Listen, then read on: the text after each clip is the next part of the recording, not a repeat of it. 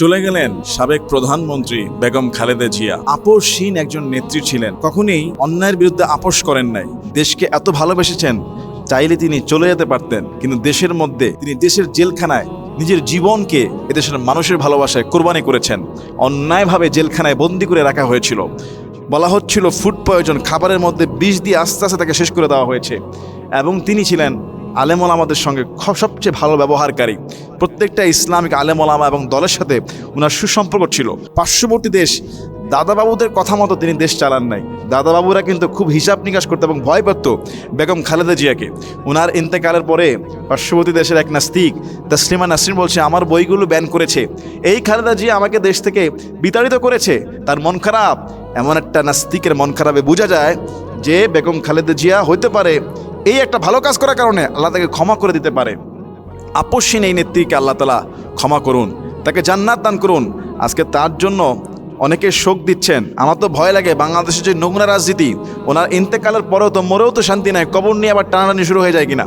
কারণ আমরা দেখেছি যে ওনার স্বামীর কবরটা ওইখান থেকে সরিয়ে ফেলার জন্য অনেক ষড়যন্ত্র হয়েছিল।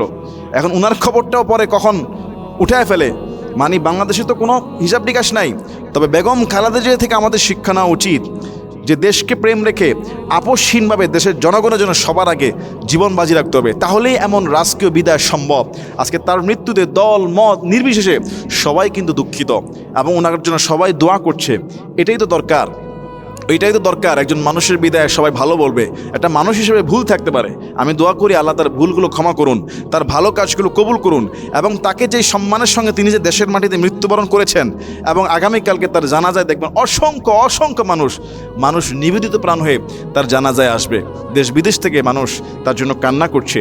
আসলে বেগম খালেদা জিয়া একজন ভালো মানুষ ছিলেন। অন্যায়ভাবে তাকে তার ক্যান্টনমেন্টের বাড়ি থেকে যেভাবে অপদস্থ করা হয়েছে, তিনি কিন্তু সেভাবে প্রতিশোধ পরায়ণ হন নাই। যেভাবে তাকে জনগণের জন্য তিনি জেলখানায় বন্দী ছিলেন, চাইলে বিদেশ চলে যেতে পারতেন পালিয়ে, বিদেশে যান নাই। এদেশের মানুষের জন্য দেশেই কোরবানি করছেন জীবনটাকে। ফুড পয়জনে নোংরাভাবে তাকে বিদেশে চিকিৎসার সুযোগ পর্যন্ত দেওয়া হয় নাই। তিনি শাপলা চত্বরে আলেমদেরকে যখন নির্মমভাবে শহীদ করা হলো, পার্লামেন্টে কথা বলেছেন আলেম ওলামাদেরকে এভাবে মেরে ফেলার জন্য। সবসময় আলেম ওলামাদের ইসলামের প্রতি তার সফট কর্নার ছিল, ভালোবাসা ছিল।